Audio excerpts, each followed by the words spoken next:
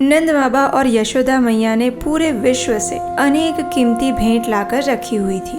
उन सबको अच्छे से सुंदर कपड़ों से सजाया गया था और बस अब समय था कि कृष्ण इन सबको एक एक करके अपने मित्रों में बांट देंगे।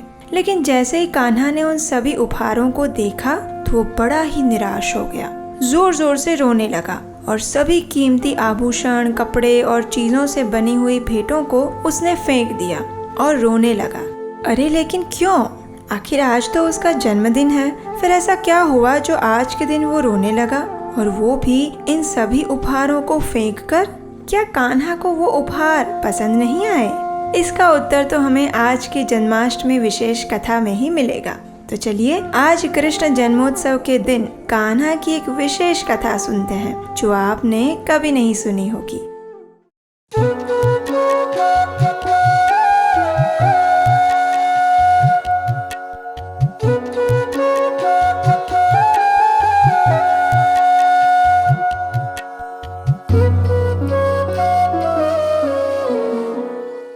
हरे कृष्णा। हम सब जन्माष्टमी के महापर्व को अत्यंत धूमधाम से मनाते हैं, इतनी तैयारियां करते हैं और श्री कृष्ण का जन्म कैसे हुआ उसकी भी कथा हमने अनेक बार सुनी है। लेकिन क्या आप जानते हैं वृंदावन में कृष्ण का जन्मदिन कैसे मनाया जाता है? तो चलिए आज कृष्ण के जन्मदिन के अवसर पर हम आपको वृंदावन में लेकर चलते हैं, जहाँ हम देखेंगे कि आखिर नंद बाबा और यशोदा मैया कृष्ण का जन्मदिन कैसे मनाते हैं। तो सबसे पहले तो कृष्ण के जन्मदिन के अवसर पर भव्य तैयारियां होती है। पूरा वृंदावन उस समय आनंद और उत्साह से छलक रहा होता है और कान्हा के जन्मदिन की शुरुआत होती है प्रातः काल में यशोदा मैया द्वारा आयोजित अनेक पूजा पाठ और यज्ञ इत्यादि के साथ। नंद महाराज द्वारा अनेक ब्राह्मणों को आमंत्रित किया जाता है और ऋषि शांडिल्य द्वारा बताई गई हर पूजा विधि को संपन्न किया जाता है।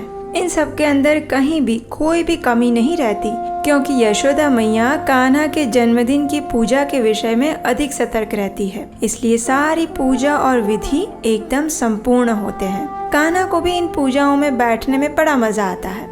लगभग सुबह का समय इन्हीं पूजा और यज्ञ में शांति पूर्वक बिना किसी अवरोध के व्यतीत हो जाता है। फिर जब सभी ब्राह्मण ये विधि संपन्न करते हैं तो कान्हा स्वयं उन्हें भोजन करवाता है और नंद महाराज दान देते हैं। उसके बाद बारी आती है अब कृष्ण के मित्रों की। जैसे ही ब्राह्मण और साधु चले जाते हैं उसी क्षण कान्हा के सभी मित्रों की टोली आकर उसे घेर लेती है और वे सब खाली हाथ नहीं आते। जी नहीं, वृंदावन में जो बड़े लोग हैं वे कृष्ण के लिए अनेक सुंदर कीमती उपहार लेकर आते हैं, जैसे कि मूल्यवान कपड़े, आभूषण, मोती, खिलौने इत्यादि। लेकिन कान्हा के जो छोटे छोटे मित्र हैं ना, वे कान्हा के लिए विशेष उपहार लेकर आते हैं। हालांकि उनकी भेंट इतनी कीमती या मूल्यवान नहीं होती, लेकिन फिर भी वे सब अनोखी होती है।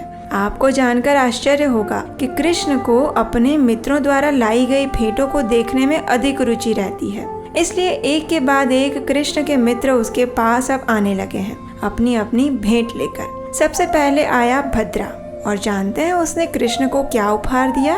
एक छोटी सी डिब्बी में गाय के गोबर से बना हुआ तिलक। बड़ा ही खुश होता हुआ वो कृष्ण के पास आया और उसने कृष्ण से कहा, देखो देखो कान्हा, आज मैं तुम्हारे लिए क्या लाया हूँ। ये है गाय के गोबर से बना हुआ तिलक, इसे लगाकर तुम बड़े सुंदर दिखोगे। जैसे ही कृष्ण ने ये सुना तो वह खुशी के मारे उछल पड़ा। बड़े ही उत्साह पूर्वक उसने वह गाय का गोबर का तिलक भद्रा से अपने सिर पर लगवाया और ये तिलक उसे इतना अच्छा लगा कि वो सबके पास जा जाकर दिखाने लगा और कहने लगा, देखो देखो भद्रा मेरे लिए क्या लेकर आया है, कितना सुंदर है ये, है ना? मुझे तो लगता है कि ये तिलक आज सुबह सुबह ही मुझे लगाना चाहिए था। पता नहीं ये शांडिल्य ऋषि इतने महत्वपूर्ण विधि को कैसे भूल गए। वास्तव में तो मेरा मित्र भद्रा सबसे अधिक बुद्धिमान है, जो उसने ऐसी मूल्यवान भेंट के विषय में सोचा। इस प्रकार कान्हा बातें कर रहा था, तभी एक और ग्वालबाल आया जिसका नाम था तोके। वो 3 रंगों वाला फूल लेकर आया था कृष्ण के पास। उस फूल को देखकर कृष्ण इतने प्रसन्न हो गए कि बस पूछो ही मत। पूरी सृष्टि की रचना करने वाला कान्हा अपने मित्र से कहने लगा, अरे वाह, कितना सुंदर है ये फूल, आज तक मैंने इतना सुंदर पुष्प कभी नहीं देखा। देखो देखो ये तोके मेरे लिए कितना सुंदर पुष्प लेकर आया है, आज तक इतनी मूल्यवान भेंट मुझे किसी ने नहीं दी है। पूरे वृंदावन में ऐसा पुष्प कहीं नहीं मिलता।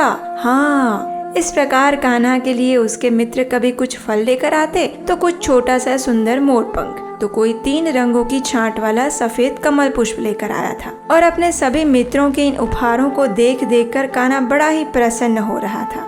अब देखिए, उस दिन यशोदा मैया ने कान्हा को अत्यंत सुंदर आभूषणों और वस्त्रों से सजाया हुआ था और कान्हा को यशोदा मैया की तरफ से विशेष सूचना मिली थी कि उस दिन घर पर जो भी मेहमान आएंगे उन सबकी कृष्ण को सेवा करनी है और उनका स्वागत करना है। कृष्ण को भी ये काम बड़ा अच्छा लगता था और यशोदा मैया ने उसे ये भी सुझाव दिया था कि जब उसके मित्र उसके लिए उपहार लेकर आएंगे तो कान्हा को भी बदले में उन सबको कुछ न कुछ देना चाहिए। और कृष्ण को ये प्रस्ताव बड़ा अच्छा लग गया। कृष्ण के मित्रों को बदले में देने के लिए नंद बाबा और यशोदा मैया ने पूरे वर्ष भर अनेक भेंट और उपहार एकत्रित किए थे और वो भी विश्व के कोने कोने से मंगाए हुए। उन सबको सुंदर कपड़ों और थालों में सजाकर एक स्थान पर रखा गया था और अब समय था कृष्ण अपने मित्रों को उपहार देने वाले थे। जैसे ही कान्हा ने उस स्थान पर जाकर देखा तो वहाँ मूल्यवान मोती थे, कीमती आभूषण थे, सुंदर वस्त्र थे और अन्य वस्तुएं थी। लेकिन इन सबको देखकर कान्हा बड़ा ही निराश हो गया। उसे लगा कि उसके मित्रों ने जो मूल्यवान वस्तुएं उसे दी है उसके सामने तो ये सारा सामान कुछ भी नहीं है। उसे ये कीमती वस्त्र आभूषण बिल्कुल अर्थविहीन लग रहे थे। अब उसके पास अपने मित्रों को देने के लिए कुछ भी नहीं है, ये सोचकर कान्हा को बहुत रोना आ रहा था। उसने सारे उपहार फेंक दिए और एक कोने में जाकर रोने लगा। अब ये देखकर नंद बाबा और यशोदा मैया परेशान हो गए। वर्ष भर उन्होंने इतनी मेहनत से इतना खर्च करके इतने सारे उपहार एकत्रित किए थे और कान्हा को वो पसंद ही नहीं आए। अभी कुछ समय पहले ही उछल कूद करता हुआ, खुशी से नाचता हुआ कान्हा आज अपने जन्मदिन पर अब रोने लगा था। अब ऐसी स्थिति में अंतिम आश्रयदाता कौन है?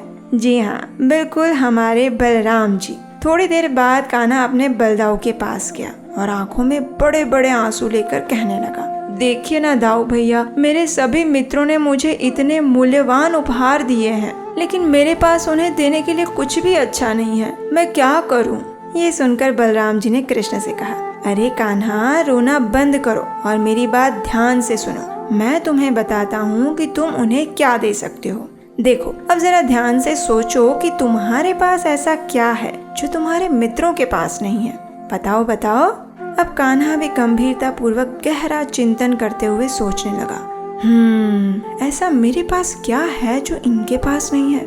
और अचानक से कान्हा के मन में विचार आया और जो भी वस्त्र, आभूषण और उपहार उसने फेंक दिए थे उन सब के ऊपर चढ़कर भागता हुआ वो अपने मित्रों के पास पहुंच गया। अब फिर से उसके चेहरे पर मुस्कान थी और पैरों में उछल कूद करता हुआ आनंद।